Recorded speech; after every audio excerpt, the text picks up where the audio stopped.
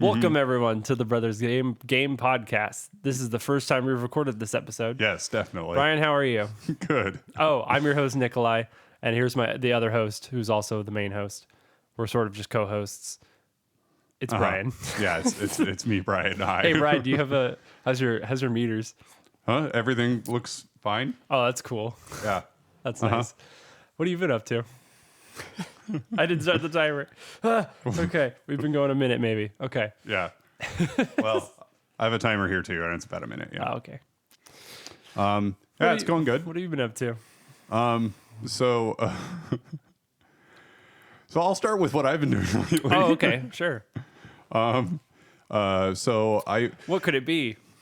I finally decided to give Nuzlocke a real try. Oh yeah, Nuzlocke Pokemon. Yeah, so I've given it a couple of tries, and I actually wiped really early on and just didn't try for a while. But I decided I'm just going to play to the end this time. It's disheartening. Yeah, when you lose however many times it takes, Pokemon. I'm going to play to the end. I just beat the Celadon gym.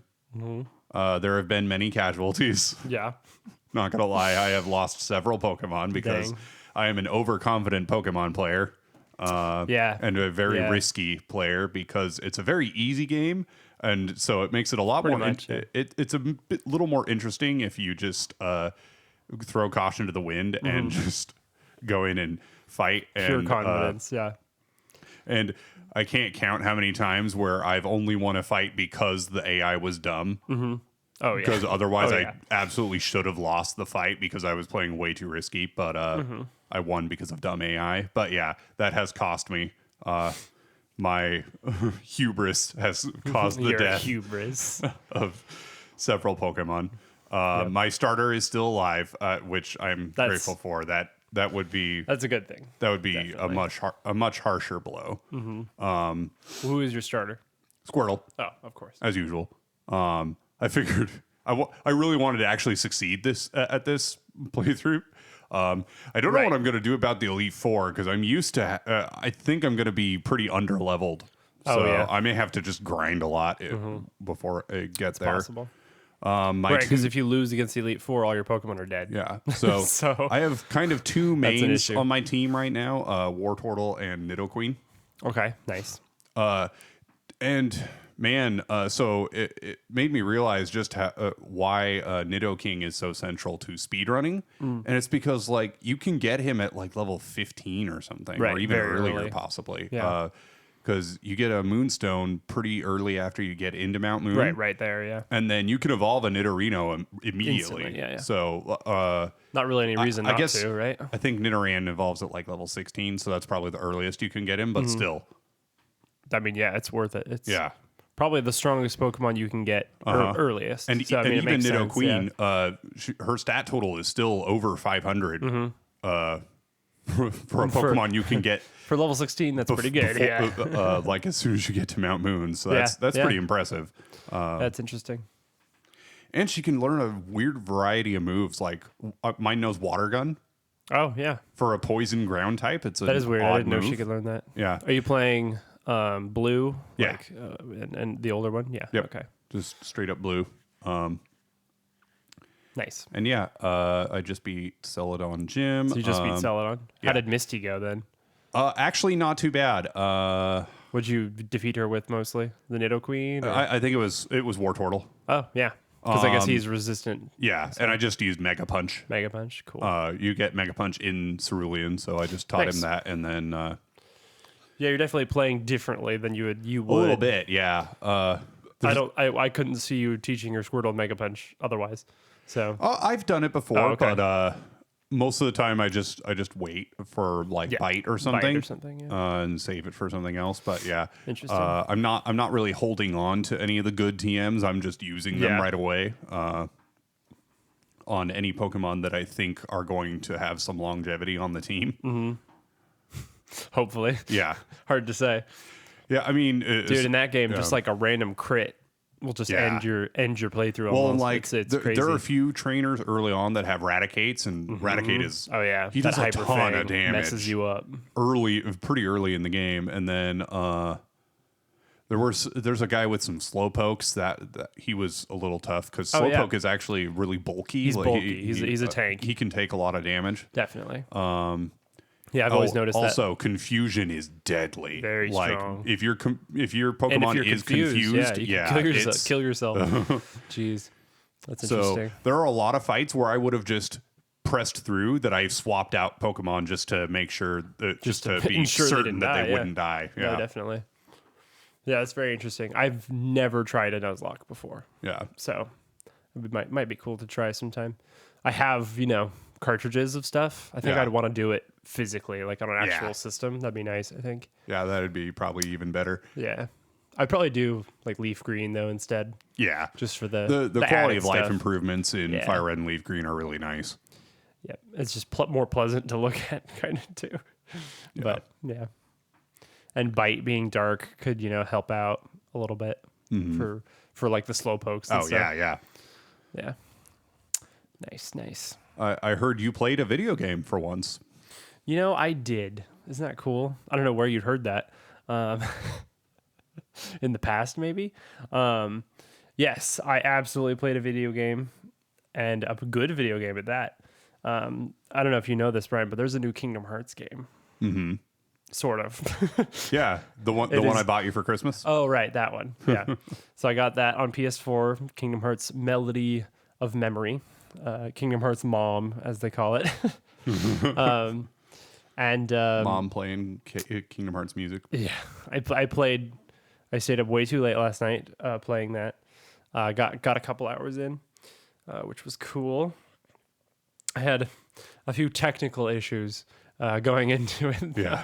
So I hadn't played my PS4 in a long time. Mm-hmm. And so, but when I first got the game, I think I even mentioned this on the last episode, but I installed Melody of Memory. I updated my PS4 and everything. Mm-hmm. Got it all ready. As you have to do for all new games nowadays. Right. Exactly. So I got it all ready. So that was awesome. So I didn't have to do any of that. But I tried to pair my Bluetooth headset with, and apparently my Bluetooth headset is not supported by the Sony PS4. So that was fun. Luckily, there's a headphone jack in the controller, which is really nice actually. Yeah. So I just did that. So that was fine. And then I'm playing the tutorial level, and the screen just starts blacking out and then coming back and then blacking out. Oh wow. And coming back. I'm like, stop it. My TV's very new. It's 4 months old maybe. And I'm like, okay, please don't be the TV. Please don't, what could this possibly be? And then so I unplugged the HDMI from the PS4, plugged it back in. Then there was no signal at all. Wow. And it just said no signal. And I'm like, okay, that's kind of a good sign though. It's probably not the TV. Yeah. Because that's good. And I'm like, I really hope it's not my PS4 though. That would suck a lot. So I fiddled around with it some more. And then I realized they were all going to the HDMI switcher that's behind my TV. And I'm like, ooh, that's probably it. Because my switcher is cheap and is 6-7 years old. It's very old and cheap. It's mom's old one. Yeah, it's that same one. So super old. I'm like, oh, okay, it's probably just this. So I just unplug everything from that and then plug the PS4 straight into the TV. Worked perfectly. Okay. I'm like, oh, thank God. That's the cheapest thing it could have been. That's fantastic. Yeah. So bad news, but good news. So that crisis was abated. Mm-hmm. So gameplay wise, first of all, the title screen, beautiful as all Kingdom Hearts games are. Mm-hmm. And it has this jazzy remix of the Dearly Beloved theme. Nice. So it was very nice. So not as tear inducing as most Kingdom Hearts ones, but very hey, it's music time. Nice. So that was cool. And then so gameplay wise, you've seen footage of it, yeah. Mm-hmm. So you kind of know what it looks like. But yeah, so it's the 3 tracks the characters are running on, and it's your main team, Sword, Donald, Goofy.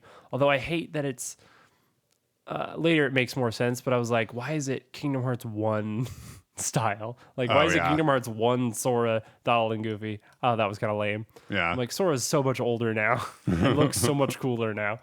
but it makes sense as I played actually.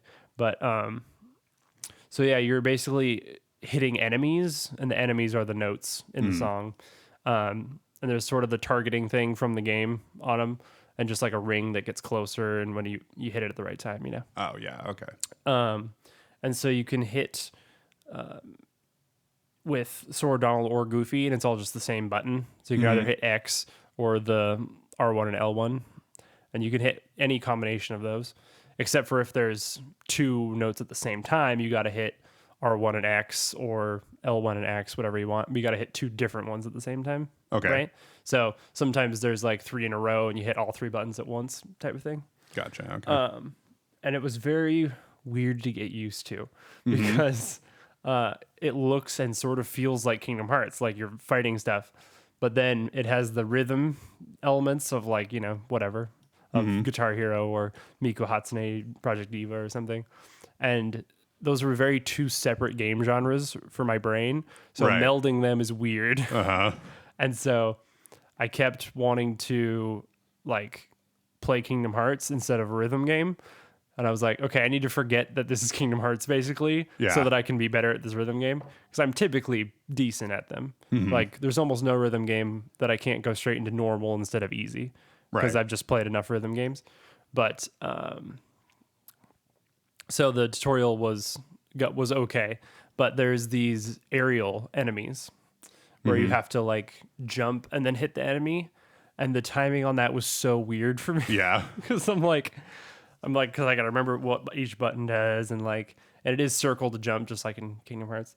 But I couldn't get like when I was supposed to jump and then hit. The hit was fine, but like I didn't know when to jump right, so I was just bashing my head into enemies for a while there, stuff like that. But eventually, playing enough songs, I think I got the hang of that. And then there's these gliding sections. So you know how in like the Neverland and later in like Final Form in Kingdom Hearts 2, you can glide, you know, kind of fly around. So you got to jump and then hold circle again to start gliding, just like in the game. And I couldn't get the timing on that either. Oh wow! Like I was like hitting it too quick, like because it was like bop bop instead of, you know, whatever.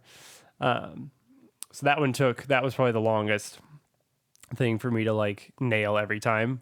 I don't know why, but and now it's like sort of obvious now that I know how to do it. But anyway, it's worked out. In general, it's really fun actually. It's got you know, good rhythm to it. It's not like janky at all or anything like that. Oh, okay. Yeah, that's good. I've played, so you enter in and you get like the world map, just like in Kingdom Hearts. And every world has like 2 songs on it. So like obviously Destiny Islands is first. But then as you play, you sometimes get cutscenes, and it's sort of summaries of the Kingdom Hearts game. Oh, okay. But it's from Kyrie's perspective, which is actually kind of cool. Oh, interesting. Yeah. So the narrator of the whole game is Kyrie. She's always the one talking. Yeah. So I knew that, but I didn't know that like all the that's cool. It's from her perspective, which is different. Yeah, I thought that was cool. Like, I mean, she's on the cover, so it makes sense. Right. You kind of assume it's going to be more about Kyrie. But yeah, and so like, you know, right at the beginning when it's talking about the darkness coming on Destiny Islands and Sora first getting the Keyblade, Kyrie says like, I found shelter in Sora's heart, basically is what she said. And I'm like, that is what happened. Wow, that's like spoilers for the end of Kingdom Hearts 1. Like, but that's interesting because to her, that's exactly what happened right at the beginning. So I don't know, stuff like that I thought was cool. The songs were fun, were okay. They were very, you know, Kingdom Hearts 1 songs. Yeah. The hype moment came when I got to Halloween Town. I got to play This Is Halloween. Nice. That was the hype. That was the first one. That first try, I got full combo. Didn't miss a single note. Just because I was like, dun, dun, dun, like, dun, I'm feeling this. Like, this yeah, I know jam. This Is Halloween. I'm all about it. So that was really fun. I played that on easy and normal. I'm mostly just playing through on easy, just to kind of get through the main story. And so there's 3 missions in each track. It's either like, get at least this score, miss fewer than this many notes, stuff like that. Mm-hmm. And so there was one level in Agrabah that was giving me a lot of trouble. Oh, yeah. Not like beating it. Beating it was fine. But like one mission said, hit all the gliding targets is what it said. Okay. And I had no idea if that meant the glide portion where you're gliding and like hitting notes. Because when you're glide, you just kind of like go back and forth with the left and right stick and just fly into notes basically. Okay. And so I didn't know if it meant that or if it meant flying enemies. Was not clear at all. So and this was when I was just getting down the glide part anyway. So I had to replay that song like 6 times to like nail every gliding part. And then after that, I realized that wasn't it. Oh. Because I did a playthrough where I nailed all the gliding parts. But no, it was the flying enemies. Oh, figures. But I'm like gliding targets. That could easily be either thing. And there was one flying enemy that I missed apparently like every time. Oh, wow. So, but next time through, I made it. But it was actually good practice because it was a pretty fast song compared to some of the others. So I actually got much better at all the timing through playing that one a lot. So that was cool. So I've almost already played through Kingdom Hearts 1.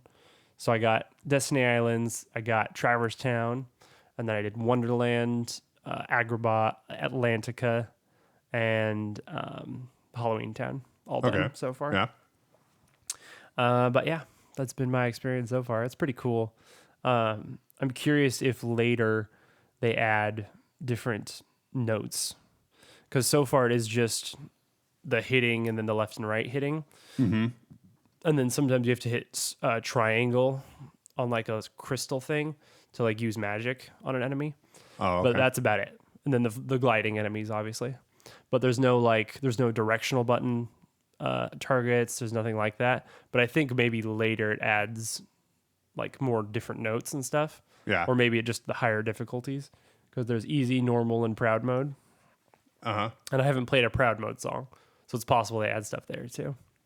But I'm mostly excited to get through Kingdom Hearts 1 so I can do Kingdom Hearts 2 songs. Yeah. Because that's the ones I like more. Yeah. And later you can get more characters too, which is cool. You can play with like everyone eventually. Oh, cool. Like, Aqua, Ventus, like Roxas, Axel, all the different main characters from the different games. So nice. Yeah. So I'm excited. I'm definitely into it. I think they did a pretty good job with it. So, yeah. Anyway, that's my Kingdom Hearts moments. It is making me excited about Kingdom Hearts again too. Yeah. Cool.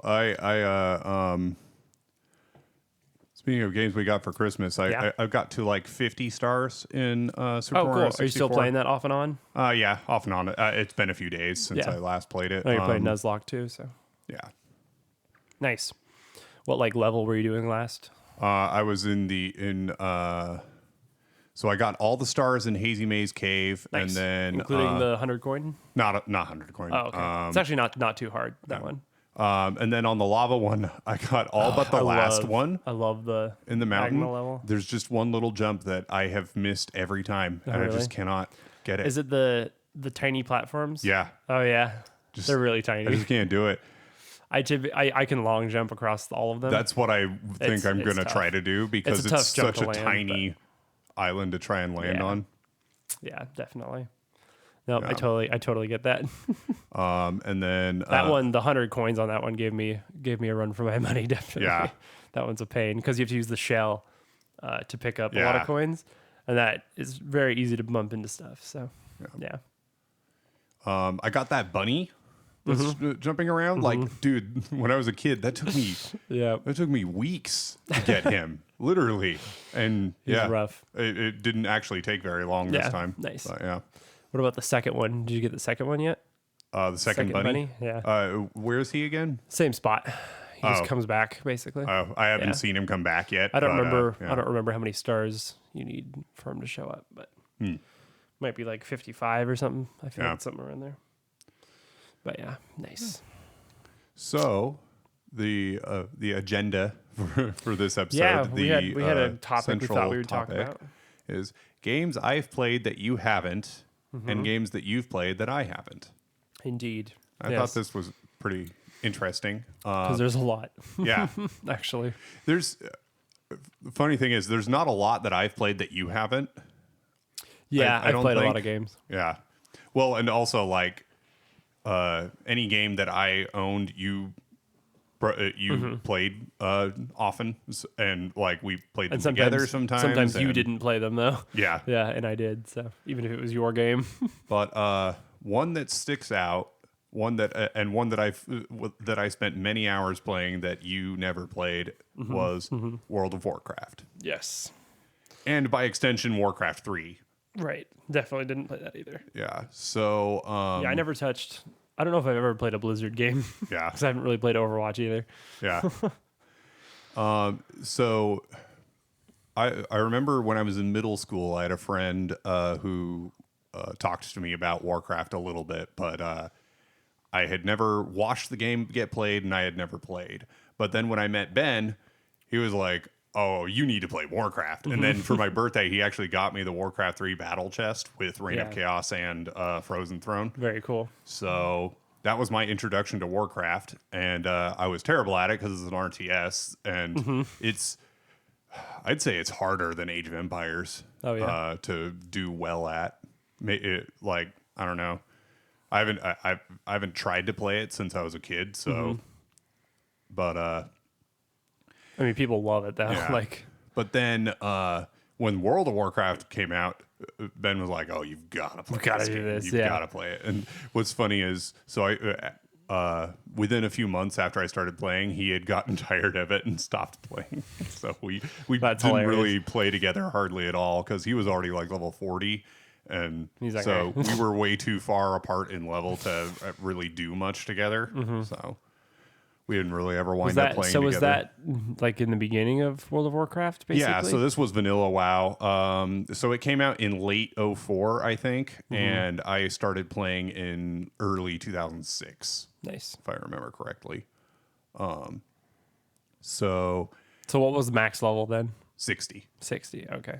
Yeah, so this was before any of the expansions. I played a Tauren warrior. I was all about the Horde because so were all of my friends, and so, so for the Horde. Yes. And I played on a server that was very Alliance dominant. So we played PvP. We got owned pretty hard. But yeah, I played a Tauren warrior. I wanted to be like the epic swordsman guy. It was, in hindsight, it was not a great choice for a class for me. But that's funny. I also had no idea what a good build was. So like the build I chose was kind of the worst possible build for what I was doing. Wow. So like that's funny. Your build wasn't everything, but it did have a pretty significant impact on your ability to perform various play styles. So like a warrior, you could go either Fury, Arms, or Protection spec. So if you went Fury, that would help with single player PvE, which is what I did most of. So just questing and all that, because it does it increases the RPG stuff, right? Yeah, it increases your DPS, your damage per second. Okay. So, and it centers around dual wielding weapons. And then Arms spec is more two-handed weapon focused, and it's more about damage per hit. And that's a much more PvP focused one. Gotcha. But I didn't really, and I did PvP sometimes, but not very often. I spent a lot more of my time questing, so Fury spec would have done me much better. And then there was Protection spec, which kind of limits you to tanking. There's not a whole lot else you can do when you're Protection spec, so it's not a great spec for questing because your damage output is so low, it takes you too long to kill anything. Okay.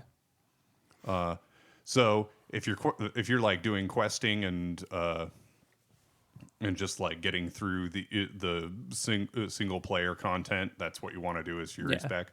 And a Fury spec that has a shield in their inventory is a perfectly good tank for lower level dungeons. That's funny. Like, there's no reason that you need to spec into protection just to do lower level dungeons. It's not really until you get into like end game raids and stuff that you really little need things protection matter. spec to be an effective tank at all. Interesting. What were the bosses like in the beginning? I have no idea. Vanilla bosses. Well, I mean, there were a lot of them because there were a lot of different dungeons you could do. Yeah. I'm not familiar with any of those. Basically. So, like, there was one called Scarlet Monastery, and there was this group of soldiers, the Scarlet, I think it was the Scarlet Crusade. I actually don't remember what the name of the organization was called, but and there were like 4 different sections to it, and and then the highest level one, there was this shirtless guy with a helmet and an axe, and he would do a move where he would spin around with his axe, and if you got hit by that, you were probably dead if you were like in the level range for this. And it was I think upper 30s to mid 40s dungeon, if I remember correctly. And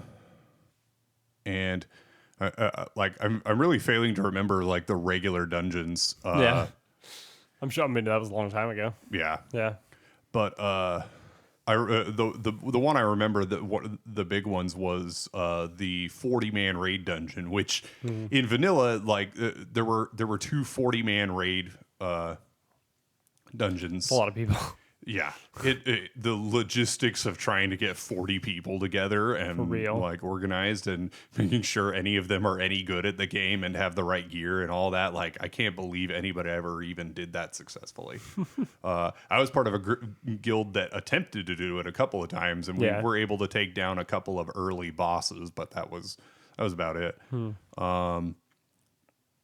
And there were some smaller, like 10 or 15 man raid dungeons that were a little easier, much more manageable. But yeah, the first 40 man, the 2 40 man dungeons that came out first were Molten Core, which had Ragnaros. Yeah, I've heard of Like, Ragnaros. lava elemental with this hammer, and his hammer was a legendary weapon that you could get. But good luck, because the amount of questing you had to do and just to get the right materials to craft it were ridiculous. But and then the other one, you'll know the name, Thunder Fury, Blessed Blade of the Windseeker. Yeah. Yes, I heard you mention it a few times. Yes, I wanted that weapon really badly, but man, the amount of time and effort, not just you but other people helping you would have to put in to get that was just ridiculous. not gonna happen. Yeah. And then there was I can't even remember Onyxia's lair. Yeah, and it was a dragon. Oh yeah, Onyxia. Nice. There was also, there's got to be a dragon. Yeah, there was, and then there was Blackwing Lair. And you would fight. That also sounds like a dragon. Yeah. It was Deathwing's other child. So like Deathwing was the name of a evil like black dragon. Neltharion was his original name, but he became known as Deathwing when he turned evil. And he had 2 children. One of them was Onyxia, and the other one is the main boss of Blackwing Lair, which I forget his name. And then there was the like bug level. The bug level. Like these ancient Egyptian like beetles. Oh, nice. That's funny. That was so the Scorpion King, got it. Yeah. Cool. 2 giant beetle bosses. There was also like an Anubis boss. That's cool. Yeah. And I keep thinking of Azul Nerub, but that's in Ice Crown from Warcraft 3. That's related, but not the same. Yeah.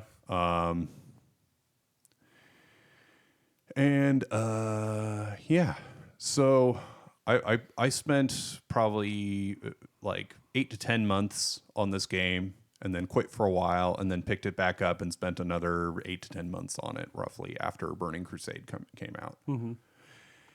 And I would see the idea of like being a part of this big raid group and taking down this big crazy boss was like awesome. Like so cool. The idea of that was so cool. It never really happened. Never happened. Yeah. There were a couple of like we did a raid dungeon called Zolgarub, which was one of the easier ones. It was like a 10 to 15 man or something dungeon, and we beat the Avatar of Hakar. I think he was the final boss of that area, but like I felt like I contributed so little to the fight that it was not very satisfying. Oh, dang. Well, because for one thing, there's a part of the fight where you can't really do any melee damage to the guy without taking a ton of splash damage. And so I'm just like standing from far away shooting my arrow, bow and arrow, which is doing like nothing. Yeah. I might as well have not been there. But yeah. Dang. So ouch. Yeah, that was good times. So the normal dungeons were just 5-man groups. Okay. Which sounds like something you could actually do. Yeah. And so I was usually a tank because I was a warrior. Warriors were kind of a de facto tank class. In addition to paladins and to a lesser extent druids in their bear form. Bear form. Yeah. Nice. I'm just remembering all the World of Warcraft machinima I would watch back in like the early days there was of YouTube. A lot. Yeah. Most notably Rafflemau. Yes, Rafflemau, the Great Kodo. Great Kodo. Oh man. I loved that guy's stuff. That guy was funny, man. That's good stuff. Do you remember his name at all? Nope. His username? I don't even remember. Nope.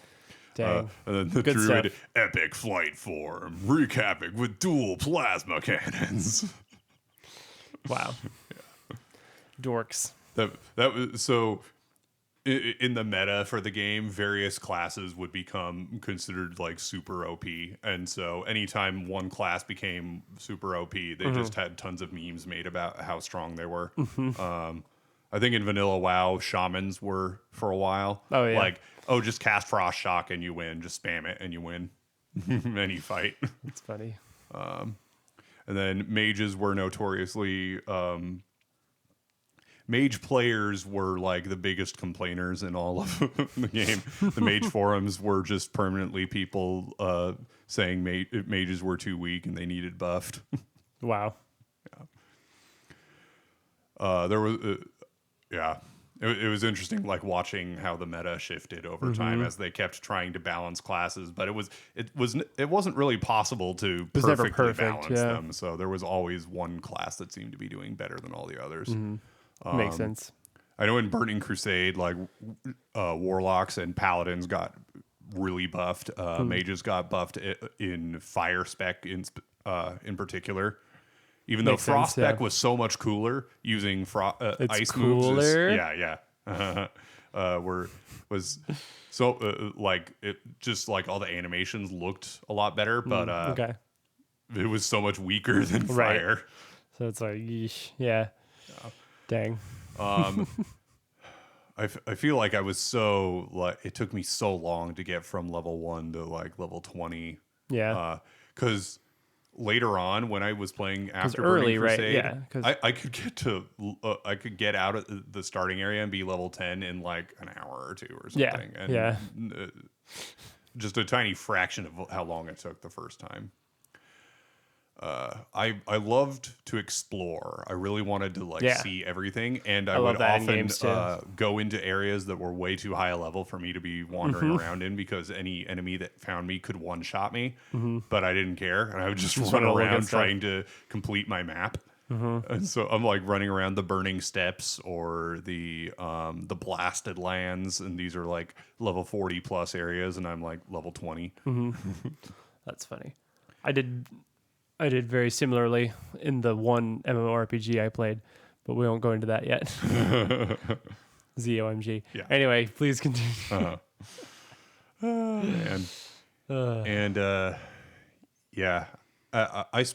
feel like I spent more time traveling in that game than doing like anything.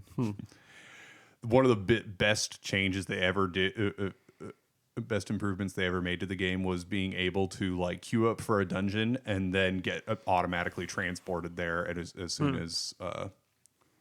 If they had that feature when I first started playing, I'm not sure I ever would have quit. Yeah.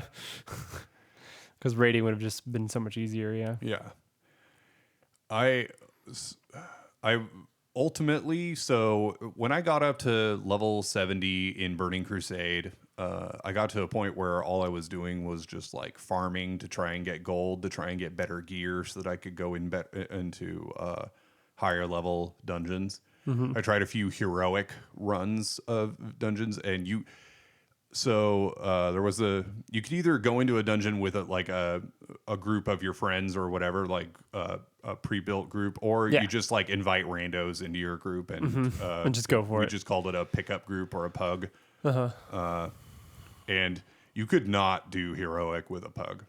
No way. Just didn't work. Yeah. Just you needed communication. You and needed stuff. better coordination than that because the enemies were just too hard. Sad. So I beat every dungeon that didn't on non-heroic that I could that they had, but yeah. I only did a handful of heroic runs, and it had to be a pre-configured team for sure. I played a lot of PvP. There was Warsong Gulch, Alterac Valley, and some other one that I forget the name of. Nice. A lot of places and things. Alterac Valley was like a big. If I think it's the one I'm remembering correctly, but it was like a 40-man raid versus another 40-man raid on the enemy team, and you're just fighting for control over this big map. It could be a lot of fun. Interesting. Good idea. Yeah, and at one point they introduced cross. So you would play on a server, and you were only able to group with people on the same server, but eventually they introduced cross server grouping, so that made PvP a lot easier because you never had to like wait in queue forever because they grouped servers together in battle groups, and any battle group you could be paired with anybody from your battle group, so that was thousands of players. So nice. Yeah. But yeah, near the end of my playing, there was a point where I would just log in just to chat with my guild, and I wasn't even playing the game anymore because I was just getting bored, just totally burnt out. Yeah, and eventually I realized I'm not even having fun anymore. Why am I doing this? So and you've never looked back. Yeah. So and there was a point where I was like, all right, I'm gonna quit.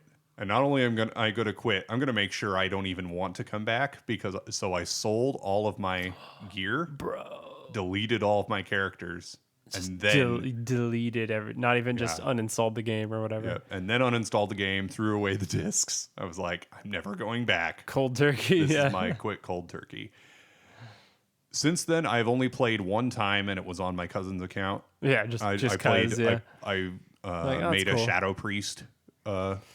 Played for like 4 days and then haven't played it since. And that was probably like, I don't know, at least 5 years ago. Long time ago, yeah. 5 to 10 years ago. Crazy. Yeah, we never really got into any MMOs since then. I know we tried almost a few times. Yeah, I was searching. I was like, I want Do you remember something Aeon, to replace that. I think it was called? Yeah. That was a free to play one for a while. I actually have it. I have it on disc. Wow. Oh, wow. There was a disc for it. Yep. Yes, there was. I think it still exists. Yeah.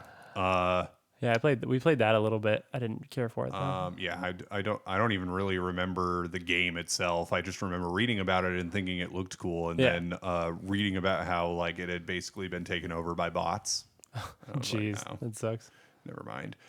I played FF14 a little bit. Yeah, you played FF14 for a little while. People like that. Maybe a week or two. People love that game still. And it was like a more polished WoW. Yeah.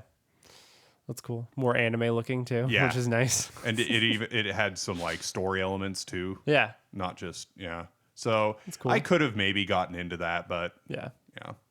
I played Eve Online briefly. Oh yeah, Eve. Just meh. You know, it's like none of them are gonna be what WoW was for me, and definitely. I don't really want them to be. That either. Exactly. So, right. You're like, I have a life. I can't really do that. Yeah. For real. I would talk about the MMO I played, but that's a whole different rabbit hole that will go on for another time. Yeah. We haven't gotten too deep into our anime, history and stuff. I think eventually we might talk about anime in an episode, but and Gaia Online. But anyway, let's move on. So that was obviously a big game that you played that I knew nothing about. Right. Obviously, were there any others that come to mind? Games like that? Because I've played a lot of video games, so I get that it's not like not many that very common. Not many that I spent any real time playing. Yeah. Because like you've played PSO. Oh yeah, we played that quite a bit. Like you've never owned your own copy of it, and True. I wouldn't say you've played any significant amount of time in it, but not nearly, not over level 100 like you. But like you've played that. I'm very familiar with it though. Yeah, and I mean I did play it online too, and when we had Blue Burst for a little while there. Oh yeah, that's right. That was fun too. Yeah, that was cool. I think my highest ever character was 62 maybe. Oh, I think was my highest character ever. Yeah. And then, did you ever play Team Fortress 2 at all? Very briefly. Yeah. Yeah, I know when Ben was really into it. Yeah. I played a few games, and it wasn't my thing. Yeah, Ben tried to get me into it too, and I'm so bad at it. Yeah, I just didn't feel like... I'm worse at that game than almost any game I feel like I've ever played. I think, obviously, if I put the time into it, I could have gotten good at it. I'm not sure I even could have gotten good at it. I could have. It's just not my type of first-person shooter at all. I'm a Halo way too player. chaotic for me. Yeah, I play Halo. Yeah. That's about it for first-person shooters. So, yeah. Like Overwatch. I've never played Overwatch. I haven't played Overwatch not once either. in my life have I played that. But and there's community's just too much. People have been playing it for too long. People are too good at it. I have like no interest to get into it really. Yeah. I don't know. I played Orcs Must Die. That was big for a while. Very briefly though. I did not play for very long. Was that tower defense, basically, or sort of? I've never played any of the games like that. Yeah, there's just like an endless stream of enemies that come after a while, and you just build a bunch of traps that kill them all. Yeah, so and you just try to keep any of them from getting to the checkpoint. Yeah, I've never played a game like that, like ever. Yeah. I guess I think I played Plants vs. Zombies for a little bit. Yeah. When that was I played League a lot more than you did, but you still played Yeah, I definitely played League back in the day. I think you're the one who got me into it. It was a long time ago though. Yeah. That was early League. Yeah, that was like 2011, 2010. Yeah. Yeah, and I don't like what are those called? MOBAs, yeah. I don't like them. Yeah. They're too intricate. Yeah. And like the whole build thing I hate. And I don't enjoy playing them, so I have no interest really. The things I don't like are one, the toxic community. Exactly. There's always sucky communities. Is the time investment for any particular game? It is time. I don't like that I am locked into a potentially hour-plus long game. Yeah, and then you have to play 100 games to be good at it. So it's just like, what's the point? Yeah. Like, how is that fun? I don't know, like some people, that's their thing. I did see that's great. So there was a little while where I was like, I tried to get good, and I actually I saw remember you some got real decent. improvement. Yeah, you were improving definitely. I went from having trouble with easy bots to being able to easily beat moderate bots, which about the Pokemon MOBA coming out, right? I think I heard that there was one, but I didn't. I know nothing really about it. I know it's happening. And I might try it just because it's Pokemon. Yeah, I'll try it, but yeah. But I don't know. I won't get into it probably. I forgot. It's like called Unite maybe or something. I don't remember. Mm-hmm. Well, there's many games I have played that you have not played. True. Now this I have a nice little list written here.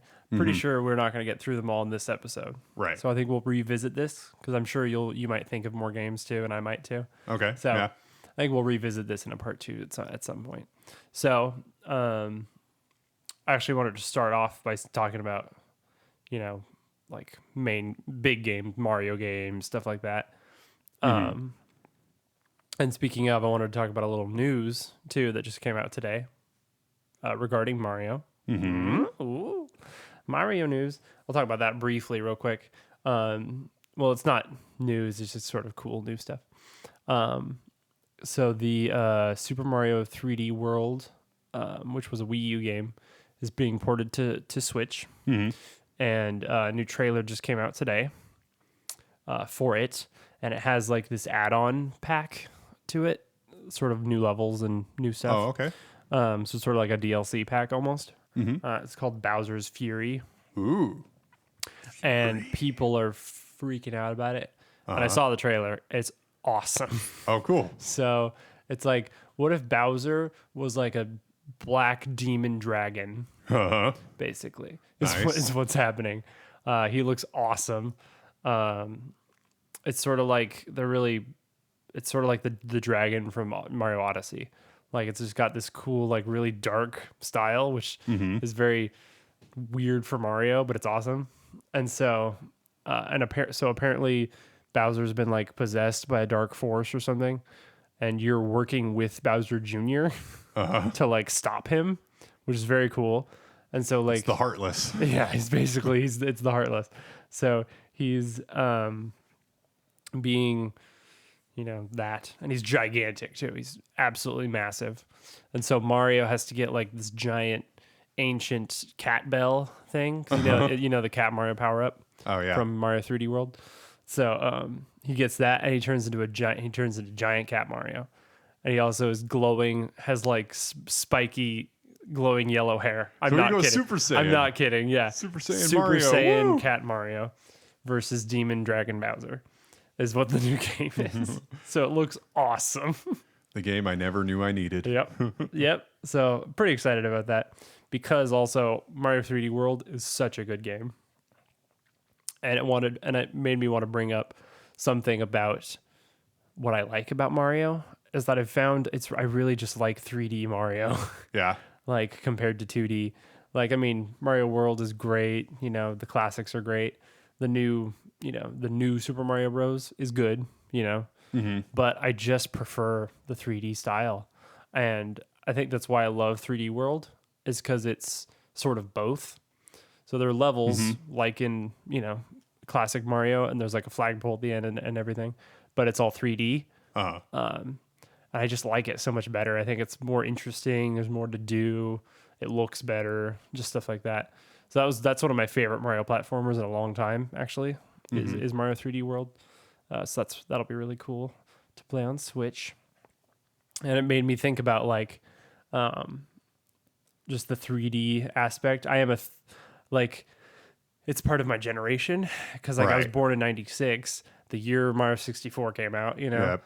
And so I'm more used to 3D games, I think. That might be why, but just because I played the 2D ones growing up, but I also played the 3D ones because it's true of all the classics, Mario, Zelda, and Sonic. I prefer all 3D versions of all of those.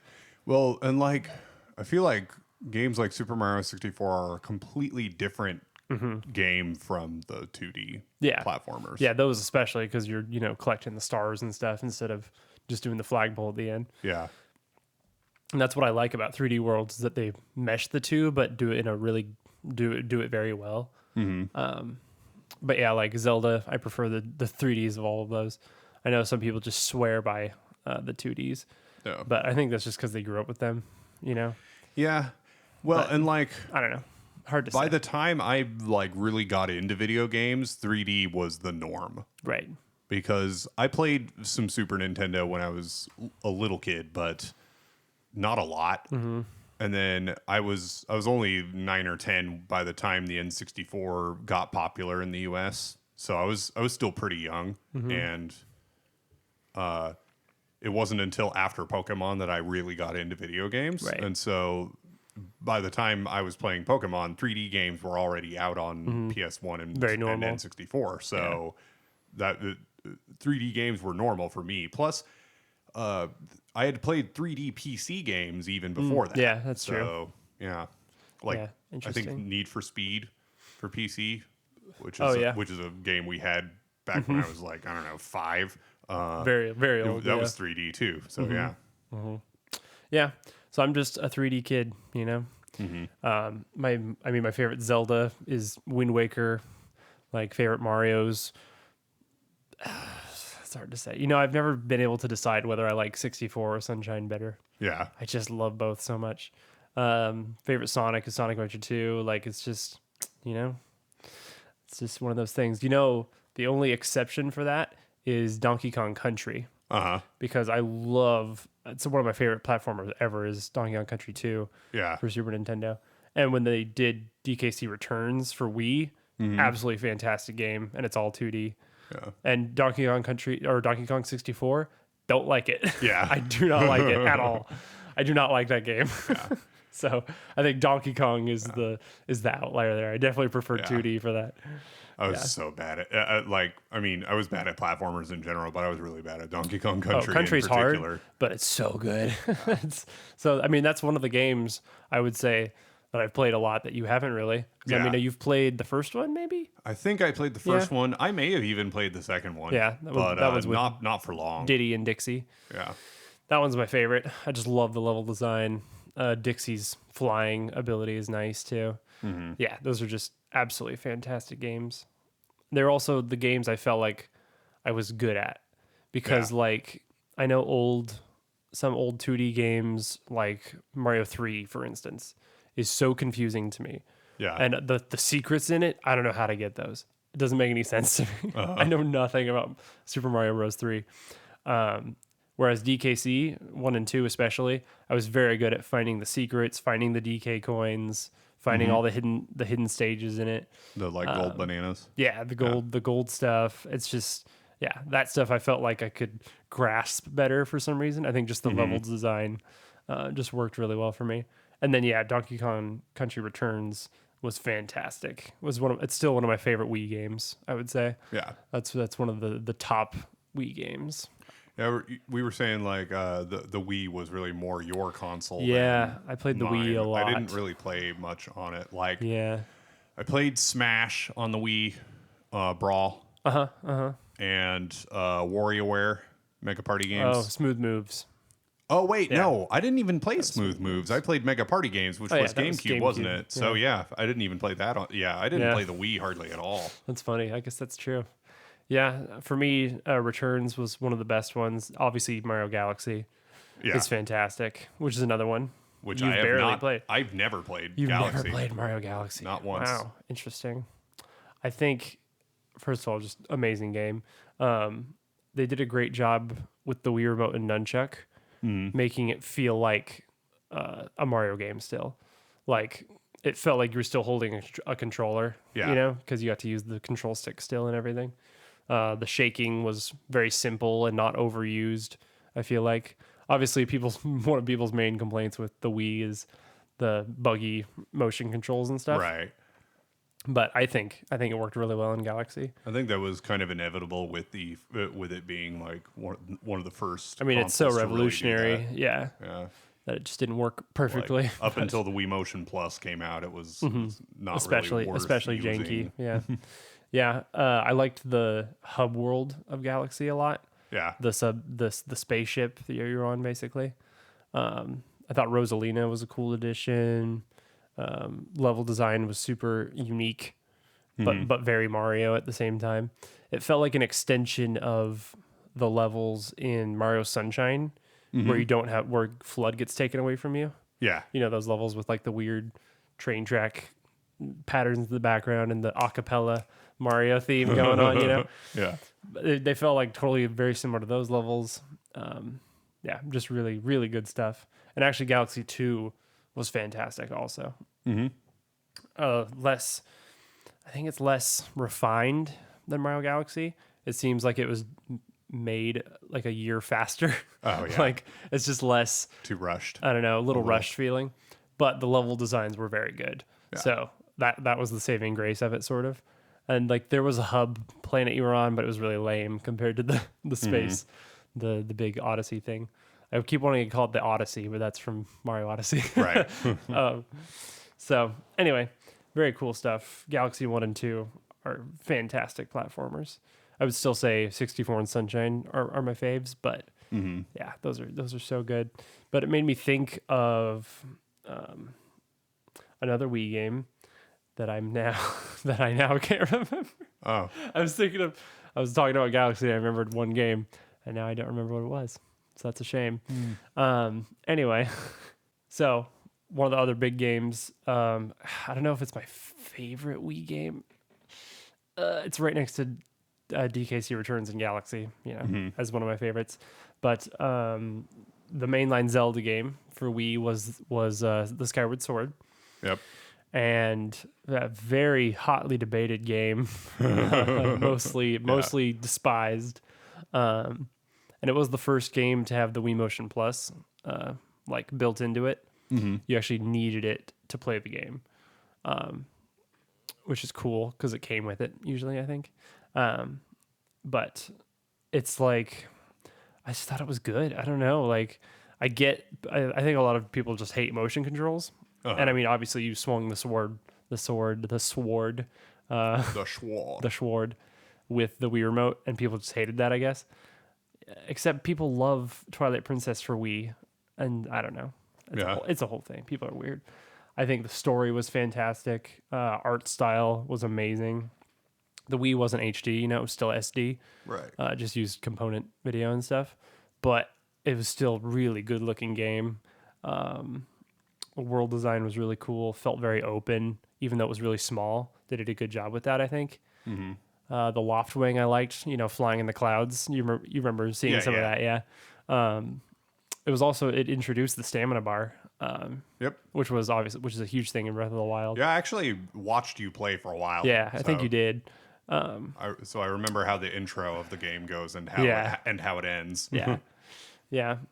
Great ending, great story. I actually really enjoy Fee. I mean, she is kind of annoying sometimes, like Navi was. Because she always tells you that your controller's running out of battery or that you've been playing too long or something. But introduced a lot of things that they further refined in Breath of the Wild, like different shields that have durability. They had durability and everything. You had to get them fixed. Yeah. Stuff like that. But I think they did it really well. Some of the dungeon designs were really good too.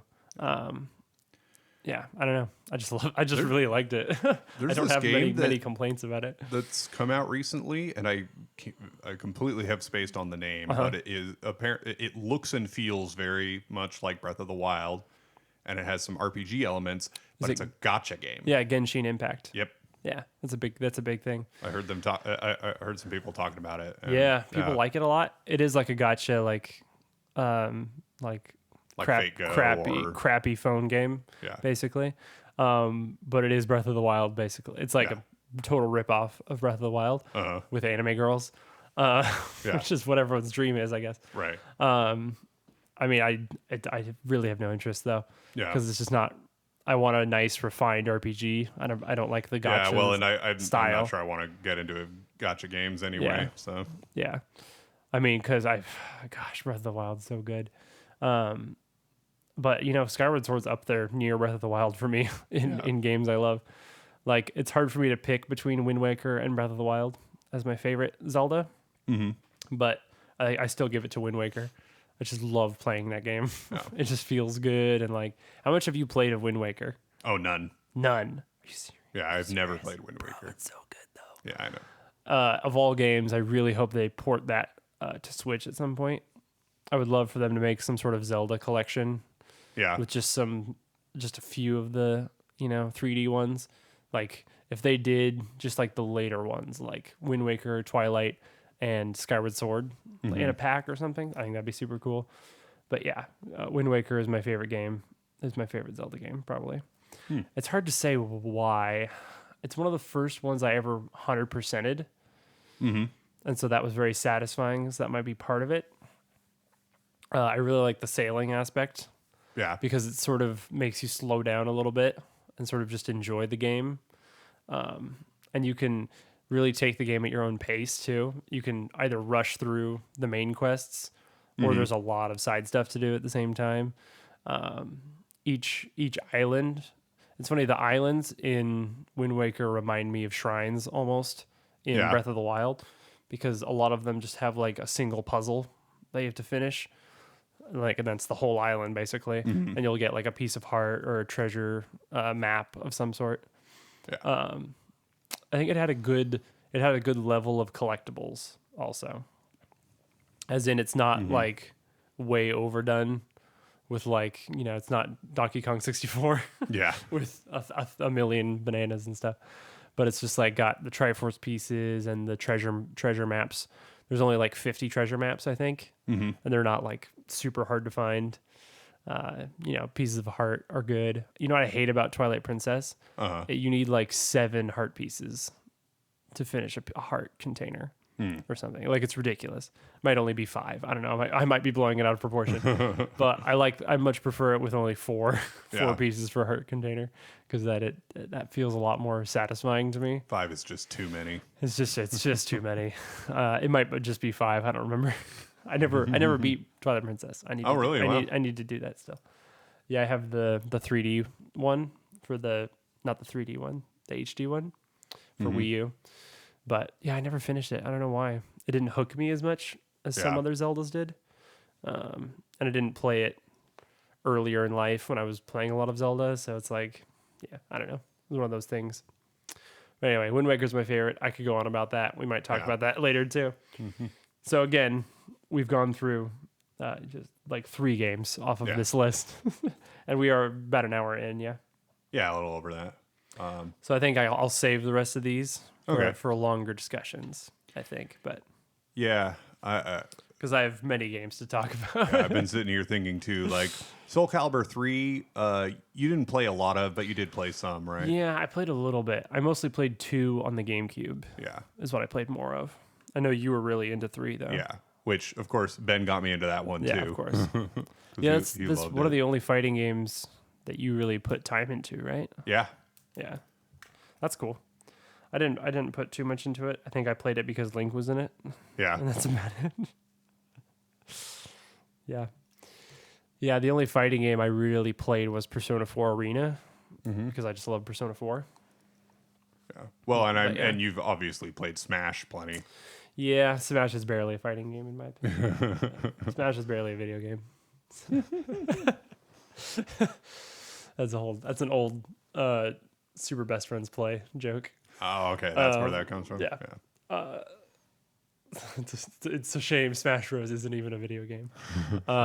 You open your disc case and it's just empty. It's I'm just not a fighting game person. I think you have to be a fighting game person to play fighting games, and I'm not one of those people. Yeah, me either. I'd much rather play an RPG or a platformer. I've definitely you haven't played Final Fantasy 12. And I have, but I've already talked about that on the podcast. Yeah. Whereas you did play some of FF13, which I haven't played at all. Yeah, very little though. Yeah, honestly. And only the first one, and I know there's 3 of them. Yeah, which is ludicrous, but yeah. So,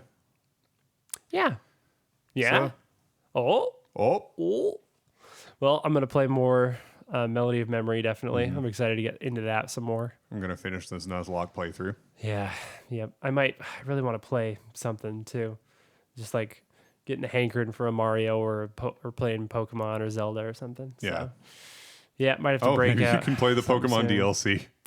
Yeah, dude. Geez, I do need to play that. I have them both on my playthrough. Did you finish those? No, not even close. Okay. Yeah, I gotta do that. Did you get to the Frozen Tundra? Yeah. Okay. I know you can get all the legendaries. You can get all the legendaries like ever. I just haven't sat down and been like, okay, I'm gonna do this. It's play. I've just been like, I've picked up the Switch leisurely, and played it for a few minutes and just been like, eh. Yeah, gotcha. So. Yep, I get it. All right. Well, hey, if you're listening, go play a video game. Yeah. Go have fun. Oh, And before you do that, you should follow us on Twitter at the Brothers G Pod, at the Brothers G Pod. Or is it just Brothers G Pod? No, it's the Brothers G Pod. It is the Brothers G Pod. Yeah. Definitely. Go to Twitter. At go do that. The Brothers G Pod. Yep. The Brothers G Pod. The G Pod. So go follow us on Twitter. That'd be awesome. Give us a good rating and a review on whatever podcast platform you're listening to. Or if you're on YouTube, go ahead and rate and subscribe and smack that bell. All that good stuff. But seriously, thank you guys for listening. Thank you for the engagement. You guys are just awesome. And any final words, Brian? Nope. Signing off. Nope. Nope. I have no words. Nope. All right. Thank you, everyone. We'll see you later. Bye-bye. Bye-bye.